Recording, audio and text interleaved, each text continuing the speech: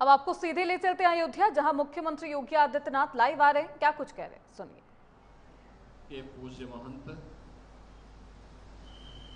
श्री देवेंद्र प्रसाद आचार्य जी महाराज, वल्लभ कुंज के श्री महंत पूज्य श्री राजकुमार दास जी महाराज, सखी हनुमान मंदिर बुंदेलखंड से पधारे श्री महंत अर्पित दास जी महाराज, पूज्य महंत श्री जनार्दन दास जी महाराज, पूज्य महंत श्री कृपालु दास जी महाराज, श्री गिरीश दास जी महाराज, दिगंबर अखाड़ा के श्री महंत राम लखन दास जी महाराज, उत्तर प्रदेश सरकार में कृषि और कृषि शिक्षा के मंत्री और अयोध्या जनपद के प्रभारी मंत्री श्री सूर्य प्रताप शाही जी, यहाँ के महापौर महंत गिरीशपति त्रिपाठी जी, विधायक श्री वेद प्रकाश गुप्ता जी, सभी पूज्य संतजन और उपस्थित सभी भक्तजन, आज मुझे एक बार फिर से अयोध्या धाम की इस पावन भूमि पर आकर के इस पावन धरा को नमन करने का सौभाग्य प्राप्त हो रहा है। अभी कुछ देर पहले मॉरिशस के माननीय प्रधानमंत्री एक उच्च स्तरीय प्रतिनिधिमंडल के साथ में अयोध्या में श्री राम जन्मभूमि मंदिर में श्री रामलला का दर्शन करने के लिए आए थे और दर्शन के उपरांत वे यहां से प्रस्थान किए थे।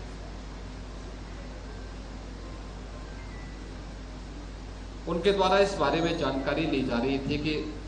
कितने वर्षों के बाद अयोध्या में राम मंदिर का फिर से निर्माण हो पाया। मैंने उनको बताया कि लगभग 500 वर्ष लगे। 500 वर्षों तक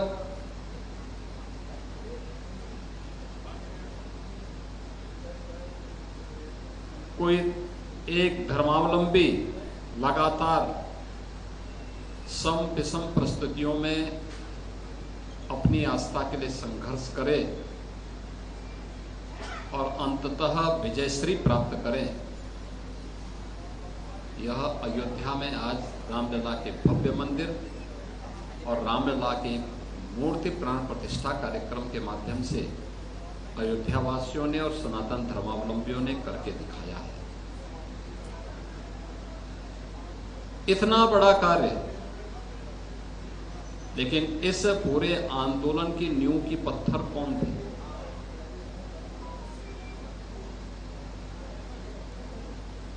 जिन लोगों ने अपनी परवाह नहीं की, अपने स्वास्थ्य की परवाह नहीं की,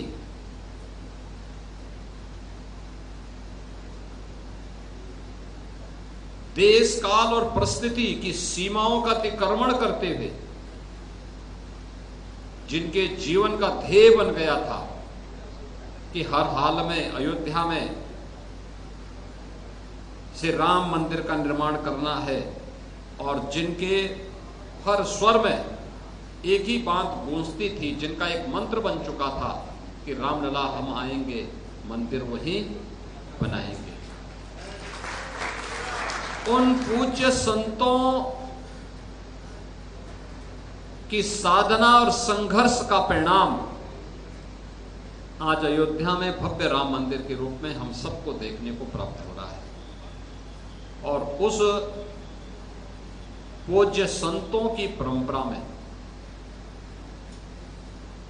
यहां पर मुझे लंबे समय तक गोरक्षपीठ के कार्यक्रमों में जो सानिध्य प्राप्त होता था, जगत गुरु रामानंदाचार्य पूज्य स्वामी हरि आचार्य जी महाराज का सानिध्य गोरखपीठ से जुड़े हुए प्रत्येक कार्यक्रम में मुझे हर वर्ष प्राप्त होता था। उनमें विद्वता थी, मूल्यों और आदर्शों के प्रति जूझने की सामर्थ्य थी। श्री राम जन्मभूमि के लिए एक जज्बा था, लेकिन उतनी ही सहजता और सरलता के साथ, बिना किसी प्रवाह के जगत गुरु के प्रतिष्ठित पद पर विराजमान होने के बावजूद सनातन धर्म की एकता के लिए जहां कहीं भी एकता की बात आती थी, वे सहजता के साथ उस पूरे कार्यक्रम में अपनी सहभागिता सुनिश्चित करते थे। ऐसे पूज्य गुरुदेव जगत गुरु रामानंदाचार्य पूज्य आचार्य श्री हरि आचार्य जी महाराज की 17वीं पुण्यतिथि के कार्यक्रम में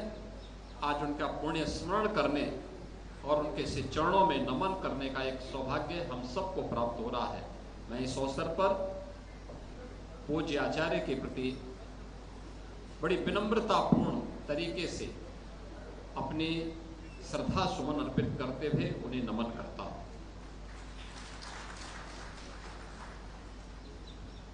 आज उन सभी पूज्य संतों की आत्मा को असीम शांति का अनुभव हो रहा होगा जब अयोध्या में रामलला के विराजमान को देखते होंगे, क्योंकि यह संकल्प कोटि कोटि सनातन धर्मावलंबियों का तो हुआ, लेकिन यह संकल्प उन संतों की साधना और संघर्षों की परिणति के रूप में आज मूर्त रूप से राम मंदिर को देख करके उनको असीम शांति की अनुभूति होती होगी। जिस कार्य के लिए उन्होंने अपना जीवन होम किया था और लगता था कि जैसे वे राम जन्मभूमि के लिए ही बने हैं, मान अपमान की परवाह के बगैर, किसी भी प्रकार के भौतिक आडंबर से दूर, किसी भी प्रकार के शासन प्रशासन की परवाह के बगैर लगातार एक धुन के साथ, सर्दी हो, गर्मी हो, बरसात हो, लू हो, अंधड़ हो, अतिवृष्टि हो, अनावृष्टि हो, पहाड़ हो, मैदान हो,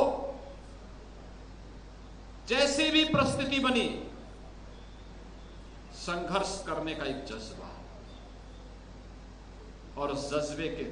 उस साधना की परिणति क्या है? आज जब अयोध्या में रामलला को विराजमान होते हुए देखते होंगे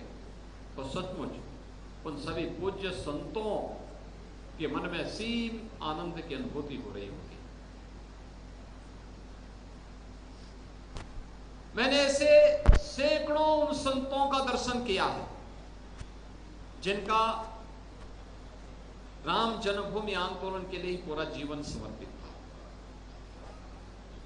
और मुझे उन संतों के सानिध्य में अनेक वर्षों तक कार्यक्रमों में सहभागी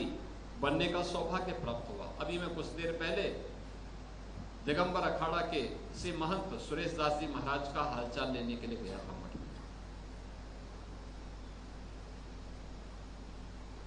उनके पूज्य गुरुदेव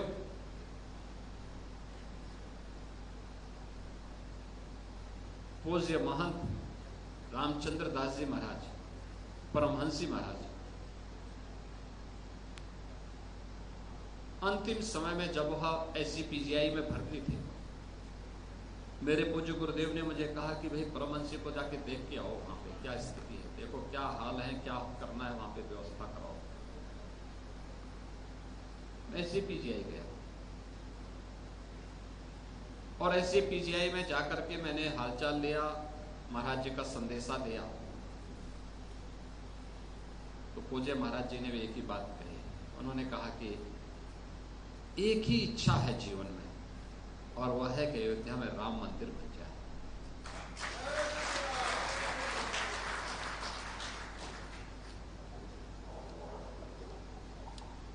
मैंने कहा महाराज जी और कोई आवश्यकता? उन्होंने कहा नहीं, और कोई आवश्यकता नहीं, ये तो नश्वर काया है। ये नश्वर काया है।